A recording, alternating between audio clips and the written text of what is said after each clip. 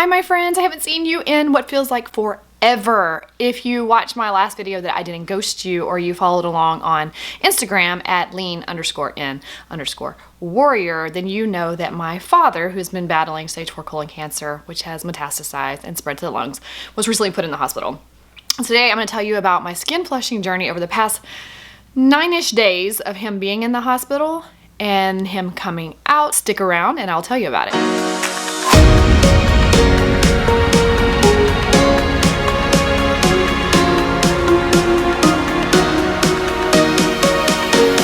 Hey guys, welcome back to Lean In Warrior, or if this is your first time visiting, welcome. What we talk about here is skin flushing, erythrophobia, and some things of that nature. So whether that's your face flushing or your chest flushing, for me personally, it is my chest and my neck, usually triggered by an emotional response, but sometimes it's all over the place. And if you go back and look through some of the videos, you'll see that that's what we talk a lot about here, is that as much as we try to pinpoint this, sometimes you just can't. But over the past 9 days, besides the weekend, my dad was in the hospital for 9 days. He had gotten to a place where his oxygen had really dipped low while he was at his chemo treatment. I think his oxygen had been ranging between like 92 and maybe 85, and while he was getting chemo administered to him, a new regimen of chemo, his oxygen was dropping in the mid to low 60s, and they were like, all right, sir, time to go to the hospital. So they finished up his chemo and sent him on to the hospital. I'm at home, I'm working, I get this call from my mom. It's like, hey, I mean, she's crying. And of course, when you hear your mom cry, you're just like, oh. But she calls and she says they're sending him to the hospital. Immediately, I lose my appetite, because I'm the type of person, when I get stressed and anxious, my appetite goes out the window. A lot of times I'll get really sick to my stomach too. I don't think I got sick to my stomach, I just lost my appetite. And I just made this like bomb turkey wrap, and I'd just taken a bite, and I just told my husband, this is so delicious. And then the next thing you know, my mom calls, womp womp. Anyway, so I just like tell him, you can have this food if you want it. Grab my stuff, because obviously I'm going to meet my mom so that she doesn't have to be alone.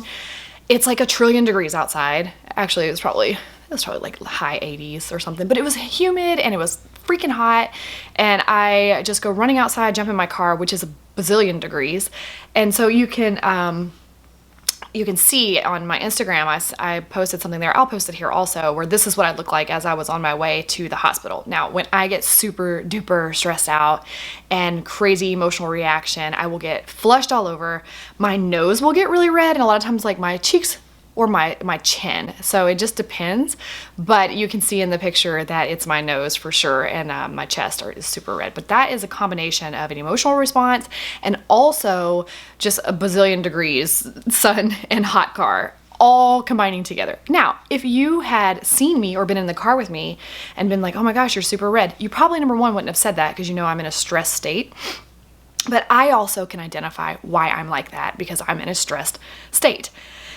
But over those few days that I was in the hospital with my dad, so for 4 days he was in the critical care unit, I never once flushed while we were in there. And now critical care is critical care. It's scary. He's on medical grade oxygen. It's cranked almost to the point of, we need to have you on a ventilator, sir, but it never quite got there. Bad news was coming in about they wanted to do a biopsy, and he could potentially die during the biopsy, and do we want to resuscitate him? And so my mom and me and him are all having this conversation about whether or not he gets to live if he dies during a biopsy. And that was horrible and emotional, and I bawled because his choice was do not resuscitate me. To which my mom tried to argue and say, can we not just try for a week to just like resuscitate you and have you on a ventilator and then make a decision? And he said, absolutely not. I don't want to be on a ventilator. Just don't resuscitate me. So that was emotional, but I never got flushed during that time. So here's a couple of things over those 9 days. So 4 days in CCU, and then he moved into a regular hospital room.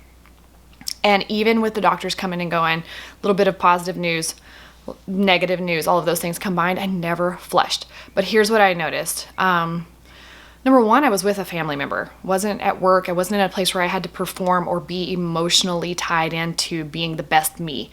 I just was there in your most vulnerable, raw state. Also, my dad was getting really hot, so he had this like massive fan blowing air. He had the blinds closed, and he had the air cranked down. That's what makes it cold, right? The air was cranked down. I legitimately was like freezing in there, like ordering coffee just so I could try to stay warm. So that was pretty interesting.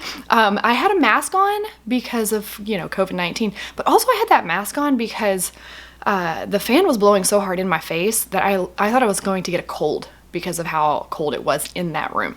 So anyway, the last day I was there, I had on like a hoodie and a vest, just trying to stay warm. So what my thoughts are is that, number one, I wasn't in a performance state. I was definitely just vulnerable there. I'd already cried. I'd already been mad. I'd already been all these emotions all over the place. So it was just a raw form of me, and I just didn't care what anybody thought at all. I mean, my dad is like, "Are you going to make it out of here alive, Dad?" And I just don't really care. There's not a lot of this going on to make me think much about me. And then secondly, it was fucking cold. And so I think that just staying so cool kept my body temperature so cool. So even if maybe I had some like moments of like increased stress and cortisol releasing in my body was too cold to even react to it. So I just found that interesting. Now I will tell you that he is home now. Dad's home.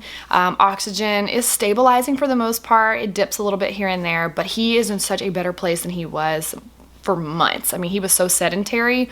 He could not move. He could not breathe. And he probably should have went to the hospital like months ago, but he's super stubborn and he did not. So the fact is he went to the hospital. He's actually in better condition now. We're still dealing with metastasized cancer that has spread to the lungs. So we're just hoping that chemo will do its thing and let us keep him here a little bit longer. So anyway, I just wanted to give you a quick update with all the happenings over the past couple of weeks really, but also relate that back to what was my flushing experience during that time, which I found very interesting.